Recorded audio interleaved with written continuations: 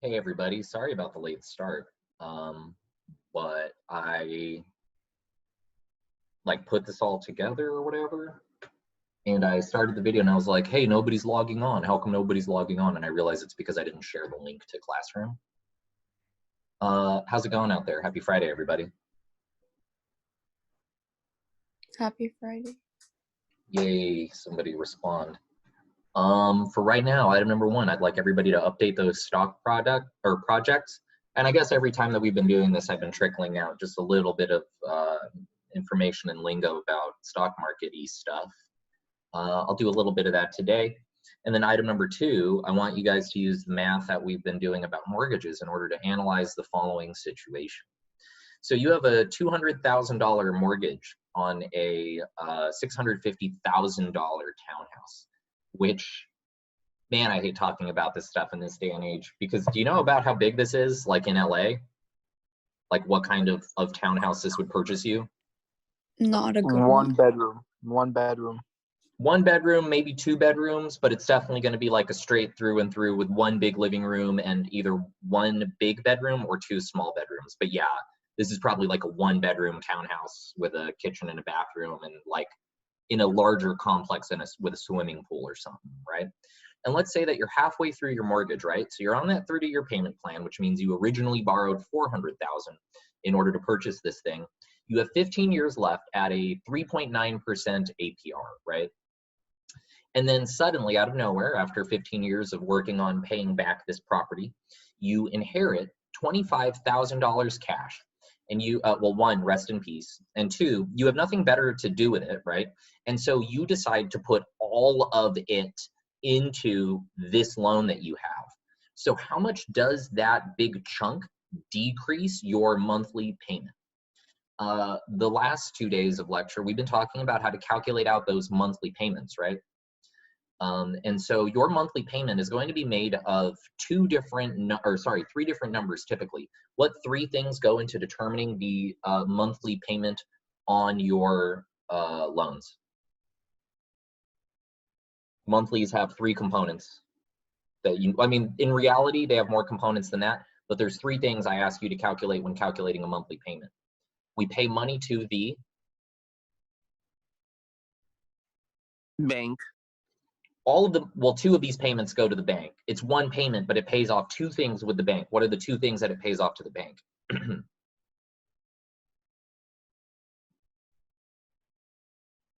What is the money that you borrow called? Begins with a P.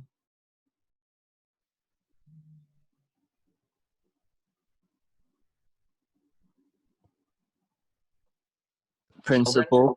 Thank you. You are paying money to the principal.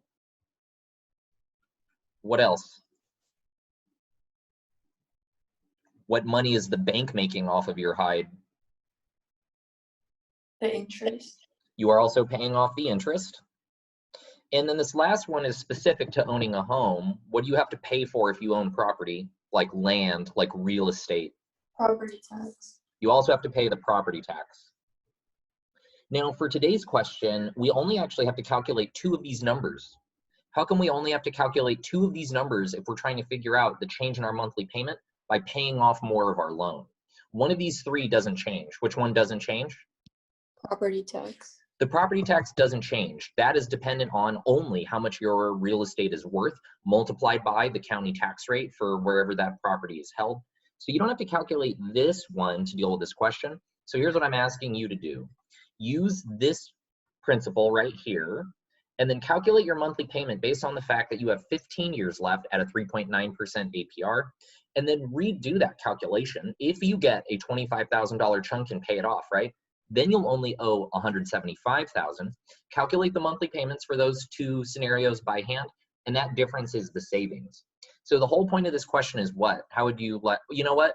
I'll ask for the moral of the story after we do it, because the moral of this story right here is one of the most important ones that I can give you in terms of like your personal finance, your own economic health, right? So that hopefully we can retire at a reasonable age. And then as you guys update your stock projects, please notice that I want an update today. So today after you're done, upload the most updated version of your Excel sheet with all of your stock prices changing over the last few days with just a quick 250-word description, just because I want to make sure that y'all are thinking about what you're doing with your pretend money, because someday you'll have to worry about what you're doing with your real money. Give me 250 words about what movements you've had in your stocks, ups and downs, and how you're going to plan for that stuff moving forward. Is there something that you're going to sell? Is there something that you were looking at buying? And just give me 2 links of research from reputable sources. When it comes to business, there's really no such thing as a reputable source, because the advice that people give out affects stock prices. So a lot of times, you know, that information is slanted to benefit the person putting it out there into the world. But nonetheless, try and find some reasons to make some movements. You know what I'm saying? Give me 2 links when you upload your journal for the week. Just some quick stuff that I want to give y'all updates on is that every publicly traded company is required to have investor meetings. Typically, those investor meetings, they just take the form of like a call. So if you own stake in a company at the end of the quarter, like the business quarter, which if you don't know, one just ended, so a whole bunch of investors calls went out over the last few days. They have to give an update to all of their shareholders about how the company is doing, what they made money on. So if you like want to know how a company is doing and you own a share, you can be in on the investor call and get direct information about how the company is doing money-wise, which always leads to some interesting news sneaking out, like how there isn't going to be a WWE video game this year. And you found that out if you were on the WWE investor call. You got to hear Vince McMahon explain to you that there's no game this year because it doesn't make sense financially. But yesterday there was a Tesla investor call, which I'm super sad I missed, because I don't know if you heard, but apparently Elon Musk had a meltdown and called the shutting down of the economy to stop the spread of coronavirus fascism. And apparently it was the first time that anybody's ever dropped an F-bomb on an investor call. Really sad I missed history in the making. The other thing that I want to mention is the phrase adpocalypse. Have y'all heard the phrase adpocalypse? It's apocalypse, but with the word ad up front instead of the normal idea of an apocalypse.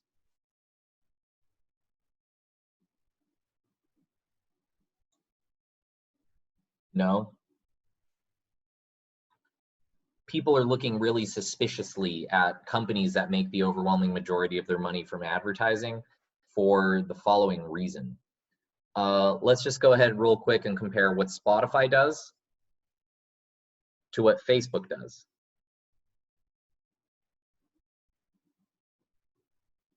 What does Spotify do and how do they make money? They force you to listen to an ad. Yeah, so if you don't pay for Spotify, you have an ad, right? And then what they're selling you is the ability to listen to music. So they're paying money out to artists for their rights, you know? But what else does Spotify have? That's not the only way they have money. Premium. You can also pay a monthly fee for premium in order to remove the ads, because if they're not making money off of putting ads in front of your eyeballs or in your ear holes, right, then they're going to have you pay cash to pay for their services, to pay for their servers, their employees, the rights that they pay out to musicians, etc. What about Facebook? How do they make money? Why are they the biggest company in the world? Or one of the biggest companies in the world?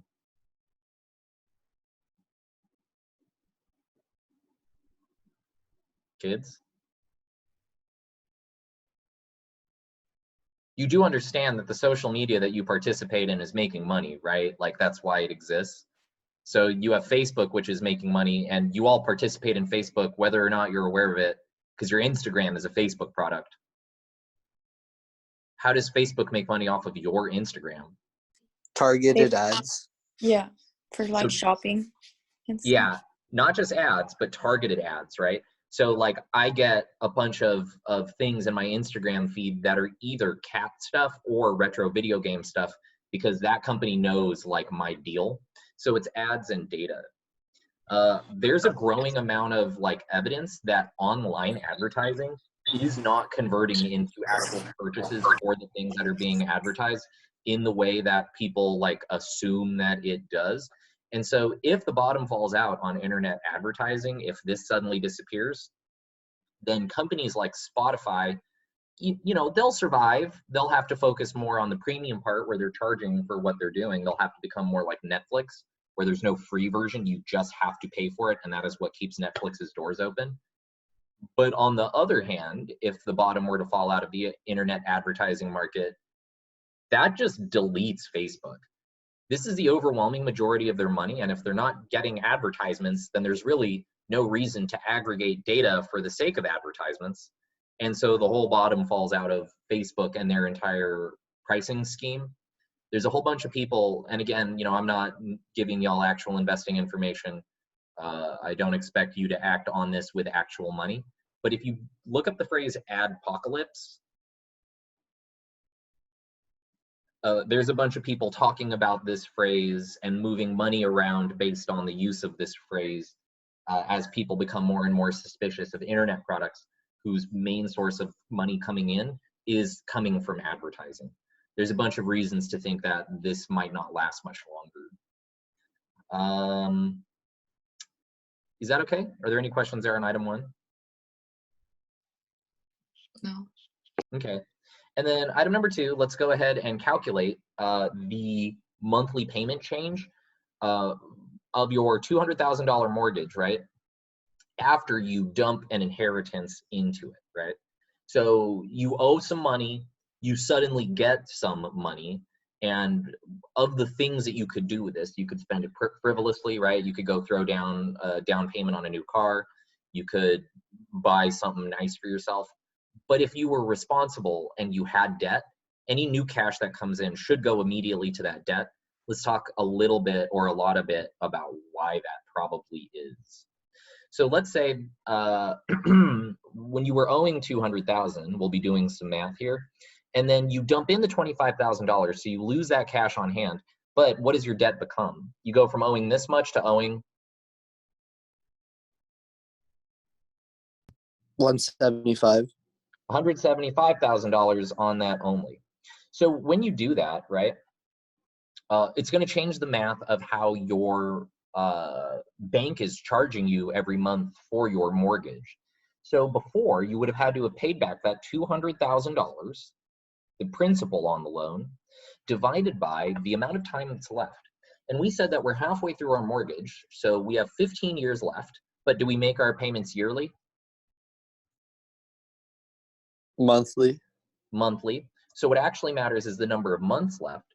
15 years is 180 months. So every month you are going to be making your payment back to the principal here. So that's 200,000 divided by that 180 months. And so every month you're paying back $1,111.11 back just on principal. If you pay off a big chunk of it in advance, it's going to decrease your principal payment every month. So that's $175,000 left after you wisely use that inherited money, divided by 180 months left. So that's going to be 175, 1, 2, 3, divided by 180. And so now your principal payment every month is equal to $972.22. So right there, that's $60 a month saved. However, even more important than that, what else is this going to decrease?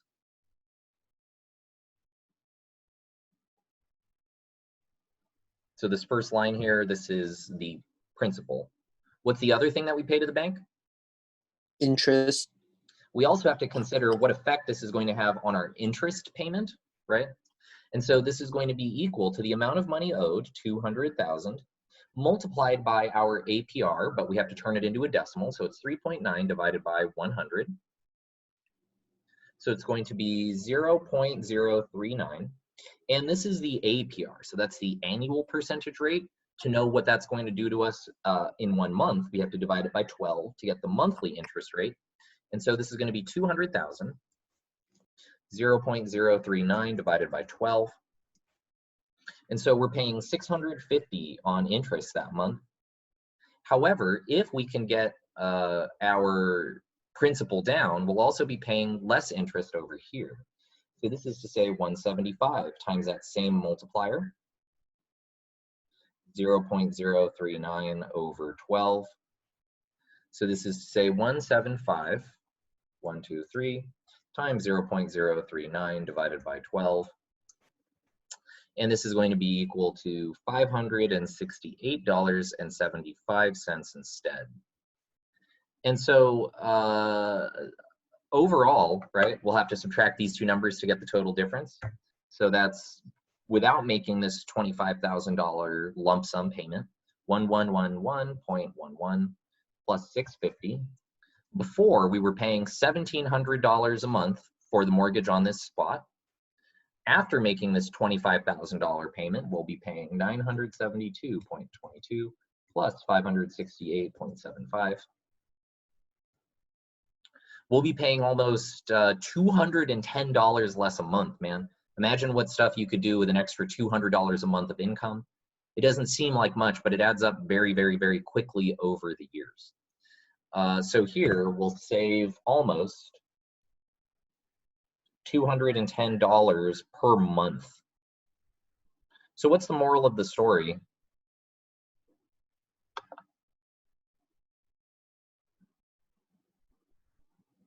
If you suddenly have cash on hand and you have debt, what should you do with that cash? Pay it off, your loans. Pay it off quicker. Paying debt off quicker saves money.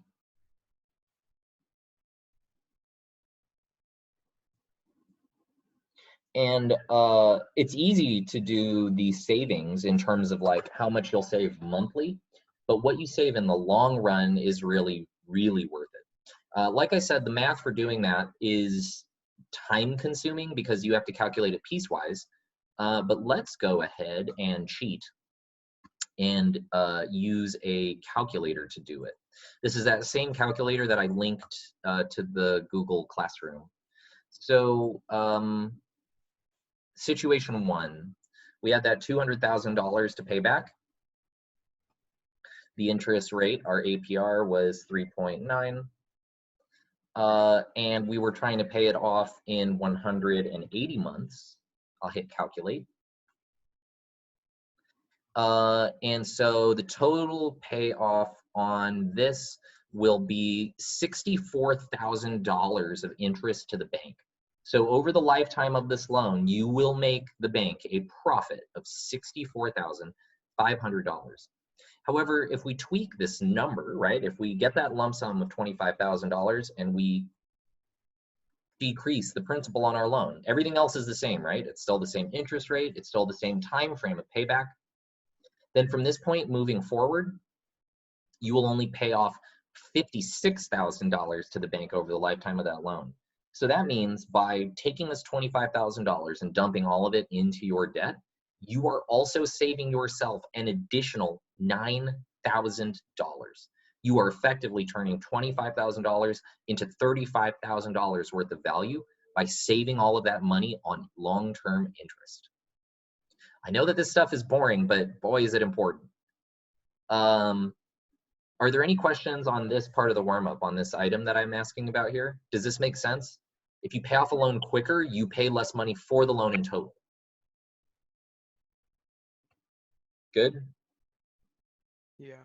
Okay, good. I also hope y'all notice that there is a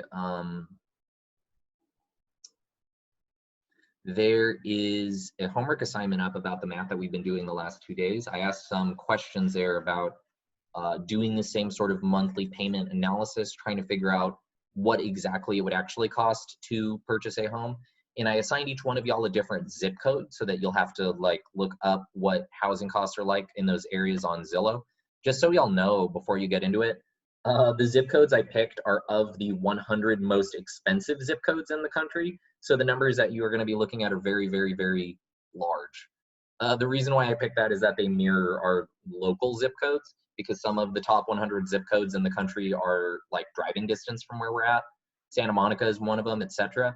But just know that the property values that you are going to be looking at are not representative of the whole country. They're the top 100. Like I didn't assign anybody, you know, Detroit or Fresno or whatever. Any questions it's on? gonna be the same stuff we've been doing, right? It is the same set of calculations, and I break it down to have you do it step by step even. I have you compare renting to owning, and then I have you compare owning 30-year to owning 15-year, just to make sure that you guys can do the math on your own. Okay, thank you. Yeah. And today we're going to talk about the most relevant debt to you in the very near future. What is it? What am I about to talk about? You already know. Student loans. Yeah, we're going to talk about student loans, and I'm going to give you guys probably more information than you need about it, but it's better to have more information than you need about it than not enough information about it. So today we're going to talk about student loans.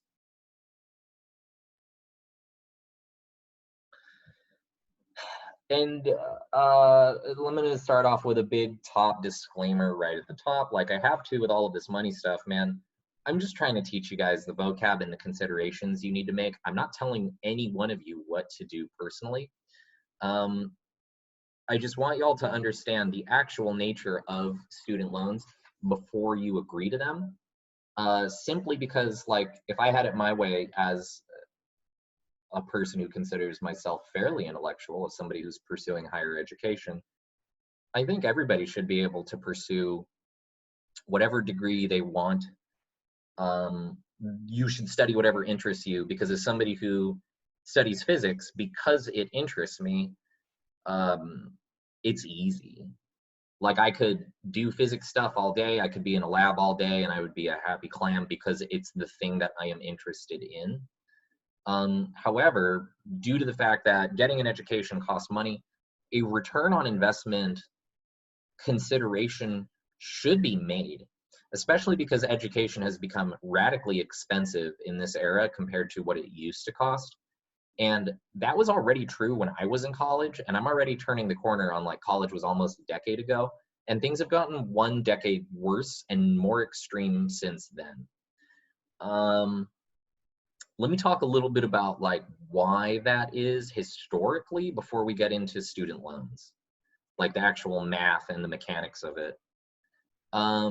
So way back when, and if you don't know right now, UCLA is about, I think they're getting close to like 40,000 a year in terms of what they're going to ask of you financially, right? And of course, that $40,000 can be made up in all sorts of ways. It isn't like you have to take out these student loans, but we are now arriving at a world where it's almost 40,000 a year, even though in the 90s, undergraduate tuitions were below $10,000. In the 80s, they were around $1,000. In the 70s, they were in the hundreds of dollars, right? And costs to attend college have exploded since then. So that movement started in the 80s, gets faster in the 90s, gets even faster in the 2000s. And now we're at a place where they basically are asking you to pay for a car every year in order to attend some sort of major university. Now, of course, state schools like Cal State LA, they have way more reasonable tuitions. Cal State LA, I think they're at about $4,000 a year for undergrad, which is a lot more manageable than $40 a year, right? Which is what the UCs are charging. Now, if you were to do this regardless of interest, right? If you were to just ignore interest, then these kinds of comparisons are stupid, right? Have y'all ever heard the, like, stories about how, oh, in the 1920s, a nickel could buy you a sandwich and a soda and a ride on the train, right? That's due to this thing called inflation, where money is worth less over time because we make more of it. And so if you were to say, well, maybe it's okay that tuition costs more because people make more, right? That could be a reasonable argument. Does that argument make sense? That, like, it's okay to charge more for a product if everybody is also making more money. So when that's true, we say that that thing is scaling with inflation or it's scaling with people's income. Cedric, did you have a question? I was gonna say, doesn't it depend on like the ratio basically of like how much people are making now versus then, and then how much things cost now versus then? Perfectly, perfect. The perfect way to describe it is with a ratio. And if that ratio is 1-to-1, then that's fine, right? So if, like, if I'm born in the 90s and Coca-Cola is $1 a can, right? And then I grow up to an adult and now Coca-Cola is $2 a can, that's fine as long as I am earning double the money that my father did. right? So it doesn't matter if the cost of goods goes up as long as income goes up proportionally, but you can literally show, and the thing that I'm about to show shouldn't be controversial, because this isn't like some slanted data. This is straight up census information. This is information collected by the federal government primarily, right? This is not some funky analysis or some cooking of the data. The blue graph on there is men's median yearly income. The red graph on there is women's median yearly income. But what we're comparing that income to, right, the amount of money made by the middle person in the country, is how much college costs compared to that. So that's this gray line. You can see here on the left. We don't see the graph, Mr. Rob. Oh, oops, I did an old man thing. Thank you. Yeah, and so now that we can actually see the graph, I'll start over. The blue bars, that's men's median income. So the person who's making the middle amount of money in the country, what do they make from year to year? The red graph is women's median yearly income. What does the average or middle earning woman make from year to year? And then the gray bar is how much college costs. So you can see that like up until the early 2000s, when yours truly graduated from high school, I graduated right there, 2008, right when college tuition really exploded on people, that if you were making money, you could also pay for college. That if you worked a job, you could earn enough money to pay for college at the same time as a middle earner. But yo, in 2008, that stopped being true. It exploded. It just went absolutely nuts. And college tuition costs greatly exceeded the median income of the average person. And it gets higher and higher over time. In a lot of ways, these costs have flattened out, but they're still increasing. Is this okay? Yes. Yes. Okay. And in fact, while I was at UCLA, I was really sad to look up this Wikipedia article and see how dead it is. I participated in a lot of organized protests, protesting the increase in tuition. Of course, we lost because there were, you know, the proper authorities to stop us. And also the regents were going to vote for the tuition increase no matter what happened. They don't actually care about what happens on the ground. They just want to make sure that everything stays funded. But all of the UCs protested in that entire time period that they were doing price hikes. They did price hikes a crazy amount from 2008 to 2012. My senior year of college cost double what my first year of college did. And we lost despite our best attempts to prevent it. Which is why I guess I'm telling you this, I have a vendetta against this. I'm still paying off my student loans. I'm going to finish this year, but you know, be forewarned of what is to come. And a big part of this, a big thing that caused the rise in tuition of this time is the invention of Sallie Mae. Do you guys know about Sallie Mae? Yeah, What are they? they're a student loan company that's the worst one probably out of all of them. It's even stranger than that because it's not really that, man. This is some straight up like, everybody always talks about, oh, government bad or whatever. But yo, of all of the things that we have, this is one of the most Soviet seeming. So Sallie Mae, I guess it is a company. It's like privately traded. You can invest in it, right? But Sallie Mae is actually a government-sponsored loan entity.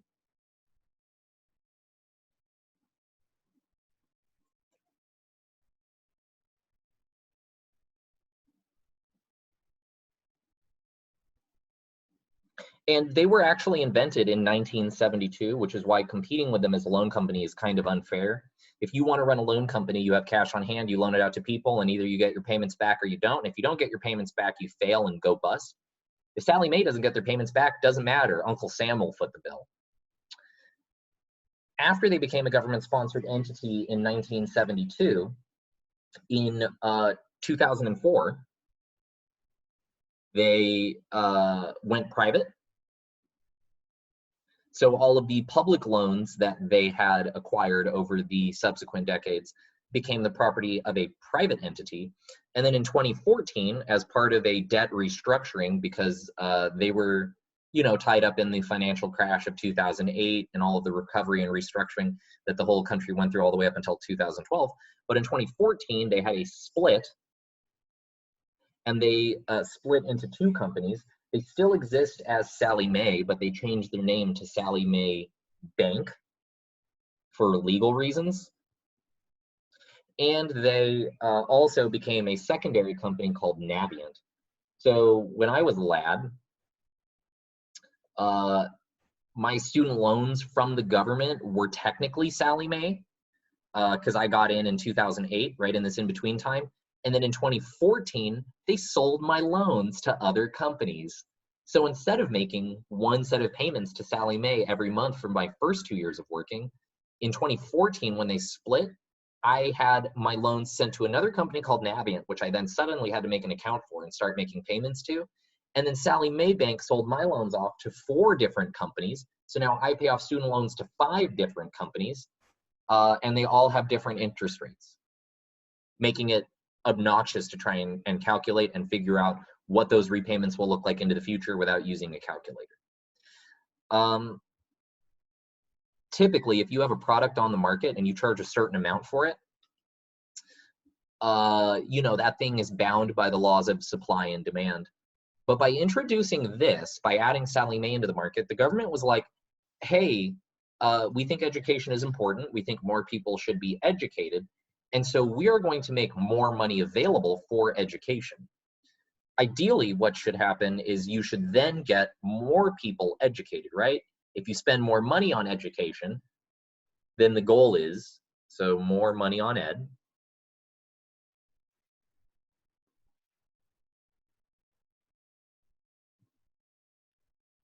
Then ideally, you should get more people educated. But what did colleges do everywhere once they realized that there's now more money available for education?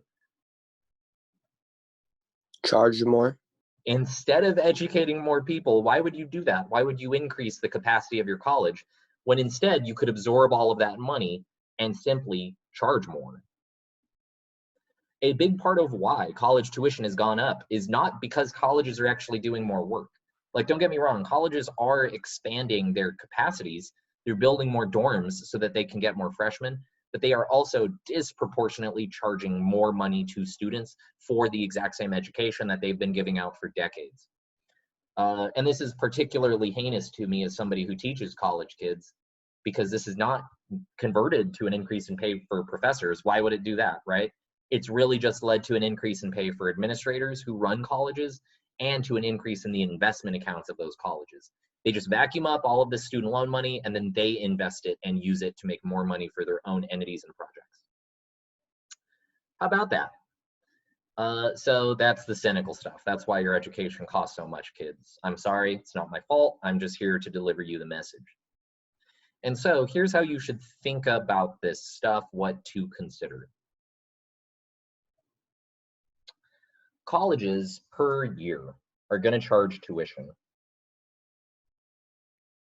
You are going to have some grand total number presented to you that you need to accommodate payment for, and that is going to be tuition and class fees, which are the same thing. They just call it 2 different things so that they can charge you twice. What else do you have to consider per year to attend university? Textbooks. Which I'm gonna lump textbooks and the laptop that you need and clothes and all of that stuff just into a general fund called supplies. So you'll need various supplies for education. You could save money here by downloading textbooks or buying them for cheap on Amazon or eBay instead of buying them from the bookstore. You know, living frugally can get this number down. Marianne, you had an input? Dorming? Yeah, so you need to live somewhere unless you are going to be commuting and living from home. So if you live from home, then this next cost is 0, right? But you also have to consider room and board. And I'm going to put it that way as room and board. What does board mean? This is 1800s lingo for whatever reason. This means your rent and your food. So you need to food yourself, right? You must consume the food so that you don't become dead. And the reason why I put this together in one line item is that when you live in the dorms, they're going to give you a room and they're also going to give you food. It covers both at the same time. But if you go off on your own to live in an apartment, then paying for rent and utilities and buying your own food from the grocery store then become 2 separate purchases. But this right here is going to be your total annual cost to attend. Like I said, you can make some of these zero depending on what your life situation is. If you can live at home while going to college, that zeroes out. If you live cheaply, if you pirate textbooks or whatever, that might be zeroed out, but this was the smallest one of the three anyway. This is the biggest one of them typically, and this one is inescapable. Is that okay? Yep. That means that your total cost to graduate is going to be 4 times multiplied by this annual cost to attend, unless you graduate quicker than that, which is why some people prioritize graduating early by doubling up classes every single quarter or semester so that they can get out early. And if you can do that, if you can graduate in 3, again, you save that much more money. Or if you go to community college first, instead of going to a 4-year university, you only attend for 2, then instead of paying 4 years worth of annual cost to attend, you'll only have to pay 2 years worth of annual cost to attend. And of course, community college is much cheaper to attend than 4-year. So that's also part of this financial calculation. Whatever the case may be, year by year, you are always going to fill out a FAFSA. And FAFSA outlines for you, right, the federal application for student aid or student assistance. I forget what the actual breakdown is. But you apply yearly in order to cover the costs of attendance. And after you fill out FAFSA, which you already should have done, you'll be doing that every year, they're going to present you effectively with 3 different numbers. You are going to have grants, you are going to have subsidized loans,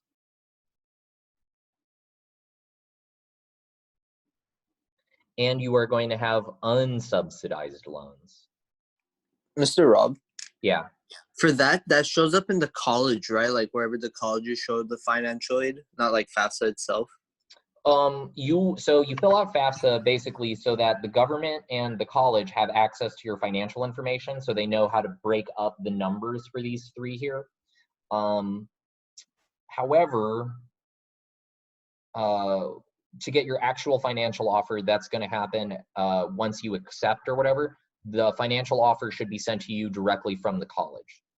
Of like, I would get a yearly notification from UCLA, usually sometime in the spring, right towards the end of the school year, about what my finances were going to look like for the next year. And they'd be like, hey, based on what's going on next year, we're going to give you this much in grants, but you're going to have to borrow this much money from the government. Marianne, did you have a question? Yeah. Do you have to accept the financial aid when you like today, for example? What do you mean? A1, so we have to submit like our intent to register somewhere. So would we have to accept the financial aid today? Typically accepting the financial offer and accepting the intent to attend, like agreeing to go to the college and accepting the financial offer are 2 different things. Agreeing to go there is agreeing to go there. But if you like, just for example, if you have the money in your bank account to just pay tuition out of pocket, if they offer you grants and loans or whatever, you shouldn't take the loans. If you were going to pay for college out of pocket, you just pay for it out of pocket so that you don't have to pay interest on it. So you would be just making the payment directly through the school website, which would be a rejection of their financial offer. But like, let's say you're unsure of where you want to go. You don't want to accept the financial aid yet. Like, do you still have time, or do you have to accept it now? Oh, that I have no idea on. That would be different school by school. You should reach out directly to that school's finance office to ask them what the deal is with deadlines. Okay. Thank Yeah. you. Okay. And so here's what the deal is with these 3 things. And I'm going to affix some variables to these so that we can write some equations, right? And so the annual cost to attend is just A. And here's what grant money is if you're given grant money. This is money for you. This is money for you to pay tuition. Not only does it not have an interest rate, but you also don't have to pay it back. It's just cash that they are giving you. However, it's not actual cash. They would never give a high school student that much money deposited into their bank account, because given $20,000 in a bank account and then being told like, hey, use this to pay for school, a lot of high schoolers would do the wrong stuff with that money, like buy a car or whatever. So you never actually see that money. It goes directly to the college itself. It's really good. We'll call it G. After that, we have subsidized loans. Now, the interest rate on a loan is set by the market, and all of the banks have more or less the same interest rates at any given moment. So it's not that this loan actually has a lower interest rate, it's that the government pays part of the interest rate.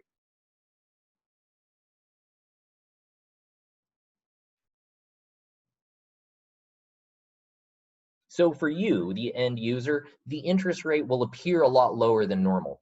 And these interest rates are actually locked in when you are a student. So I have no idea what your interest rates are going to look like as you move forward. But for people who graduated around the same time as myself, unsubsidized loans have interest rates on the order of 1 to 2%. I'm going to call subsidized loans S. And then finally, unsubsidized loans are just regular loans. These are loans that you have to pay back over the lifetime that you are working. So this is just a normal loan. And I'm going to call this U. And again, whatever these interest rates are going to be based on what the interest rates are right now when you guys acquire these loans. They'll be printed on your financial offer, or that information should be made available to you somewhere. And for myself, for people who graduated around when I did, these loans are on the order of 4 to 6%, depending on what the case may be.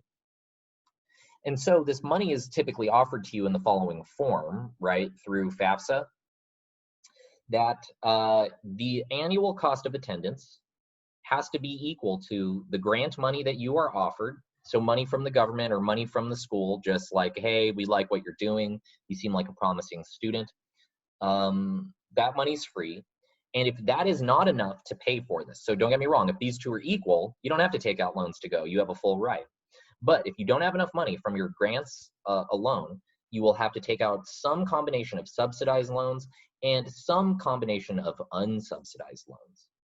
Now, exactly what this spread is not only based on you. Typically, this stuff is better if you have a higher GPA. So part of maintaining a good financial offer at a major university is maintaining a strong GPA, so that when you file for FAFSA next year, your offer is still good. But it also depends on your family's income. Typically, if you are coming from a well-to-do family, you will get less financial aid. Or if you are coming from a lower income family, you will get offered more financial aid. So typically people with a very, very high family income, or people with a lot of property, or wherever the wealth may be located, will be offered a smaller amount of grants, but a larger amount of unsubsidized loans and subsidized loans. People who are coming from a lower socioeconomic background will be offered more grants up front. And as a result, if you can get all of it paid off, maybe you don't need loans at all, or maybe you'll need a little bit of loans in order to make up some small difference that's left over. And again, another thing found by a lot of people my age is that the people who get screwed are typically the people in the middle. So if you're rich enough, you pay for college out of pocket, you don't worry about it. If your parents are lower income, you are going to get a lot of money to help you, or enough grants and scholarships combined in order to not take out any loans, and so you're good to go.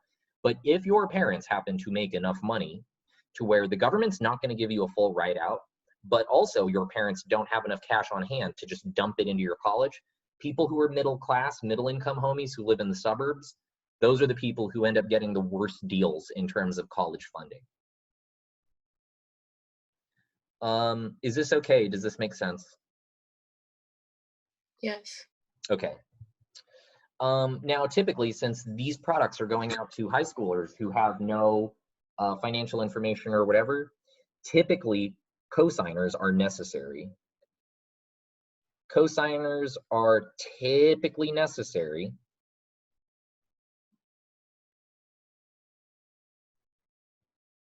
on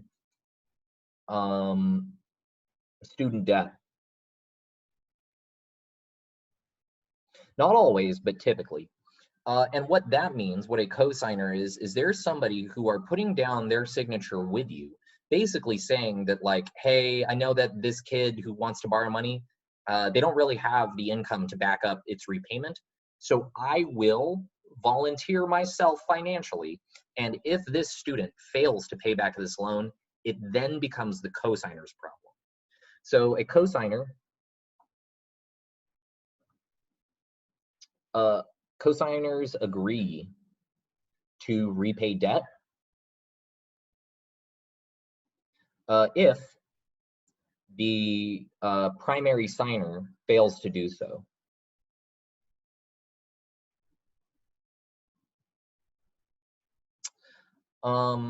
This also means that the cosigner's financial information usually also then gets tied up in the calculation of exactly what your interest rate is.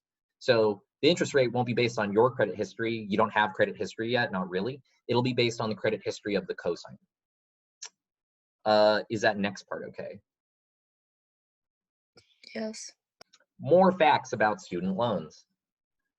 You can't go bankrupt on a student loan.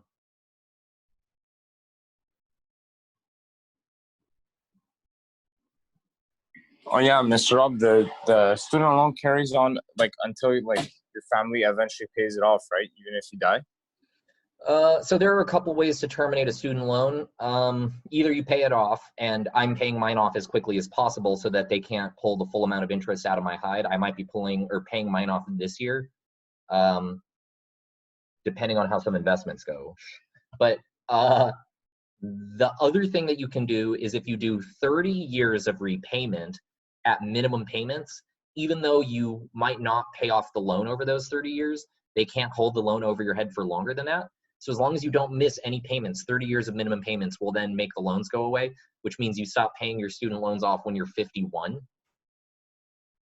Oh, okay, gotcha. Yeah, so a loan can't last forever. They have an expiration date. But yo, man, if you miss payments in that 30-year period, they can add an extra month on to the end for every missed month. So don't miss minimum payments. It's like bad for your credit score. However, typically, if you have a loan that you'll never be able to repay, like if you make a bad land investment bet, right, you can file for bankruptcy on that. So, and this is not exactly what bankruptcy is. If you want to know what it really is, you'll have to talk to a lawyer, and there's different types of bankruptcy. But in general, what it means is, hey, I can't pay back all this debt I've taken out. Bank, please just take the property. So the bank will take the home back, and then they'll sell it to make a profit. But in exchange for the seizure of your property, right, you no longer have to pay back that debt. So how much ever money you had to repay, it's gone. Your credit score is ruined. You can't get new credit for probably 7 years. But in really dire situations, maybe that's the best thing to do financially. The laws are set up in this country in such a way that you can't declare bankruptcy on a student loan. So once you have that student loan, you have that student loan, and you will be paying it off forever. Repayment.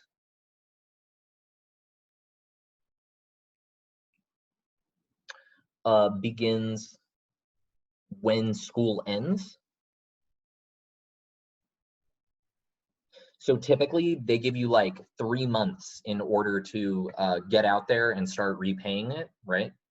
But this also means that loans end when school begins. So if you go to a graduate program, if you go to grad school straight at the end of undergrad, or if you go to med school or law school or something like that, they won't start collecting repayment until you are all the way done with school. So these last 2 years that I've been back in school, I haven't had to do any student loan payments for the last 2 years at all. They haven't accrued any additional interest, none of that. They are temporarily frozen. Also, here's a magical phrase that you need. If you can't pay them back, if you can't make payment,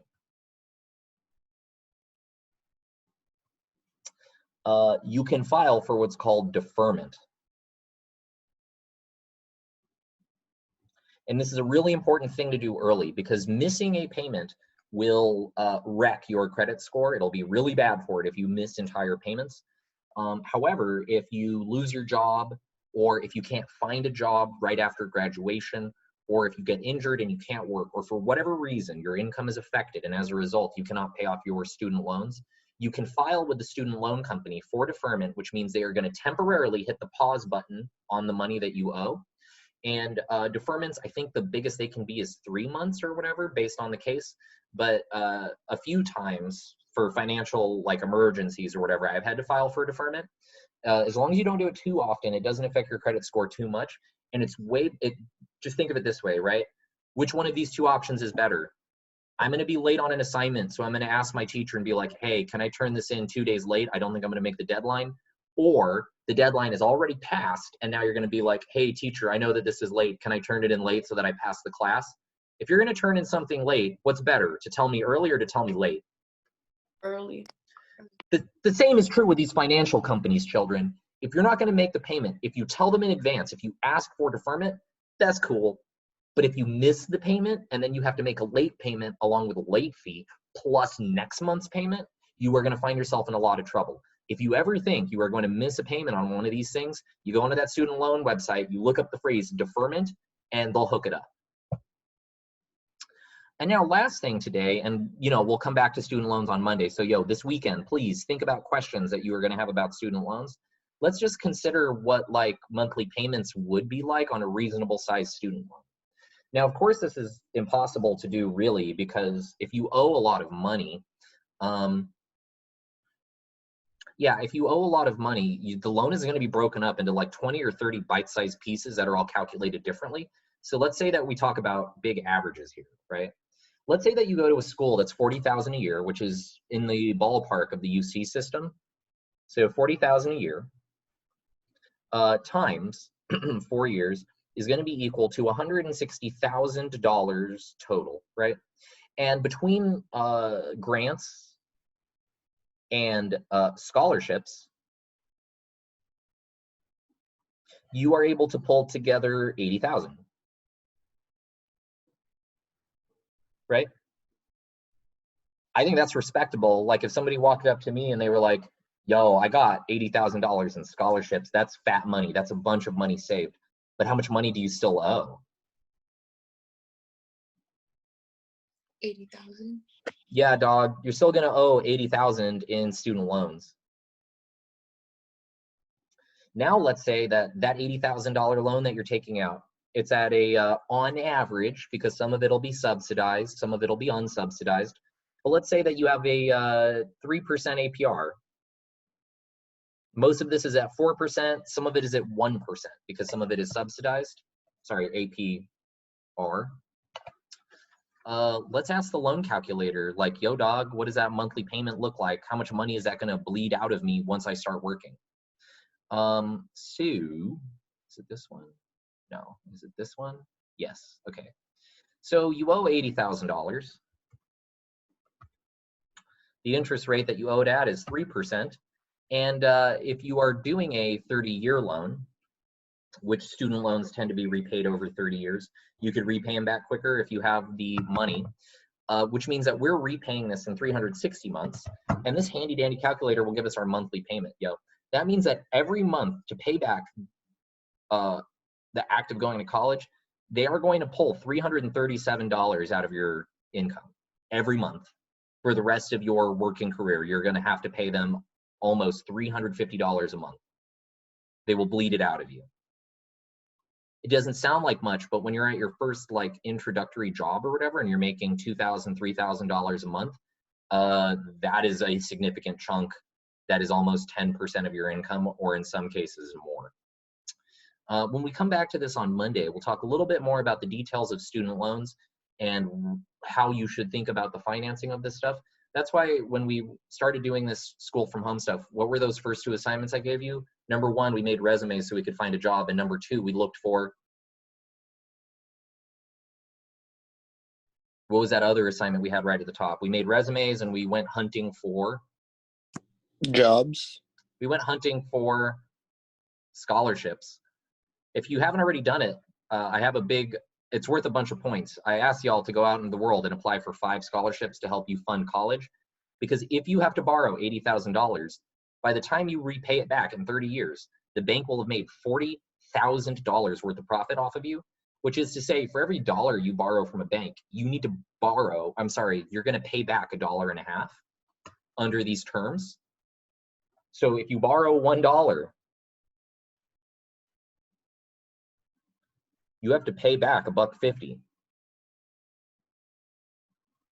The younger version of you is making life harder for the older version of you, because every dollar that you borrow in your 20s, the 30 and 40-year-old version of you will have to pay back $1.50. And so the way that I want you guys to think about scholarships is that if you land a scholarship, even if it's a small one, right? So let's say you guys get one of your little ones out there, and that scholarship is just $500. How much money does that save you?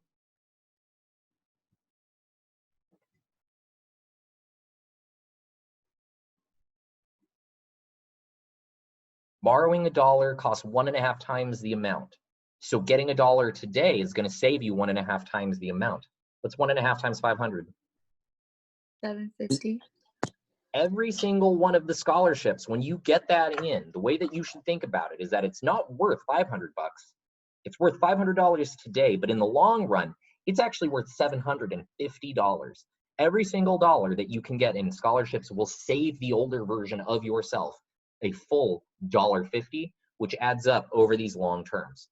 So on top of working on the mortgage homework that I want you guys to do this weekend, for your dream schools, look up the tuition. And we're going to be doing these calculations together on Monday so that we can talk about long-term funding, short-term funding, and some ways that you can save money on your student loans. This is all stuff that, like, yeah, I would have killed for this information when I was your age, or I might have been a jerk and just not listened anyway. But you should all get a chance to understand this. If there are no questions, if there are questions, I'll stick around, but if there are no questions, happy Friday. You all have a nice weekend, and I'll see you Monday, and we'll do the second half of our discussion on, oh, I totally forgot. I'm so sorry. I'm going to hold you guys a minute. What AP tests do you have and what day are they? I need to put that stuff into my OWS so that I don't accidentally give you guys classes those days. So what do you have? The 14 and 11 for me. Okay, so the 14th, that one's mine, so that's AP Physics. And then what's that other one? 11. The 11th. AP So that's Government. Monday, right? That's AP Government? Yeah. Okay. What other days? There's AP Literature. What day is AP Lit? I'll check. I think it's the 13th, but let me check. So that's 11, 12, 13. So the 13th would be Wednesday. I'm gonna. Yeah, please check for me. And then do you guys have any tests on the second week of APs?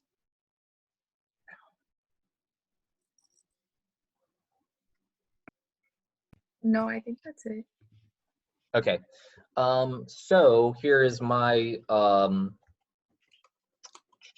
policy for AP tests. You have no class with me the day of your AP test or the day before, so that you have that day before to do your review and cramming. So we're going to take off Monday the 11th. There will be no class for AP Government. And then there will be no class Tuesday and Wednesday for AP Literature. And then Thursday, there will be no class for AP Physics. So that week of that first week of AP tests, we'll only have one class, and it's going to be on Friday. We'll meet in on Friday just to check in and see how the assignments that we have active at that time are doing. And then we'll get back to normal the week after during the second week of AP tests. Does that make sense? Yeah. Cool. So if you are unsure of that schedule that I just read out, it's on the OWS already, but we're going to have 4 days off in a row during the first week of AP tests, so that I'm not asking you guys to do spreadsheet work while you should be studying for those. You all have a nice weekend, and I'll see you Monday. Be sure to It's May 13th, by the way. Okay, and be sure to upload your classwork and the update to your stock projects for the weekend. Peace. Thank you. Thanks, Rob. Have a good one. I have a quick Yep. question. Huh? What's up? Okay, you know the second round of like the stimulus checks and applications? Yes. Do you know like how long after applying, if you do get it, like how long it should take to transfer to an account? I already, second round, I don't know. I was first round because I already filed my taxes for the year, and it was direct deposit. So our stimulus checks came in direct deposit. Okay. if it goes out by physical mail, you might be able to look up the print date, and then whatever the print date is for it going out, add 2 days for the postal service. But because they're overwhelmed due to all the extra packages, it might be closer to 3 or 4. I would expect if they printed this week to maybe check your mailbox Monday, Tuesday. You get Okay. one, right? Because you've been working? I'm pretty sure I do, because my dad came in like 20 minutes ago and he told me to check my account to see if it was direct deposit, but there was nothing, so like I'm not Yeah, 100% sure. yeah. It depends on how your taxes are done. If you get your tax refund direct deposit, it'll come direct deposit. But if you get your tax refund in the mail, it'll come in the mail. I also think because of the rules they set up for age or whatever, you're not going to get the full amount, dog, but good luck. Mm. I hope you get a I- chunk, because yeah, once I got mine in, I used it for investing. But, I'm gonna shush. use mine too, but it's not gonna be for investing. Uh, I know yeah, exactly what it's gonna go for. you gonna buy computer parts? Maybe. That's a kind of investment. I'll I see you in a bit need for physics. Huh? okay, I need a new graphics card and a monitor. I You have a want 60 hertz. No, I need. I have some old Asus 60 hertz monitor. It's 21 inches. It's tiny. I have an old laptop monitor taped to the side, and then I have a EVGA 970, like not for the win, not super clock, nothing, just the regular base version. Look, man, whenever I consider buying myself new personal electronics, I always remember the 2000 iPod. If you had 300 bucks and you bought an iPod, that iPod is worthless now. If you had Yep. 300 bucks that same year and you bought a stock of Apple, it's worth $64,000 now. So we all want these consumer goods, but think about the long run. Very true. Take it easy, man. You too. Bye.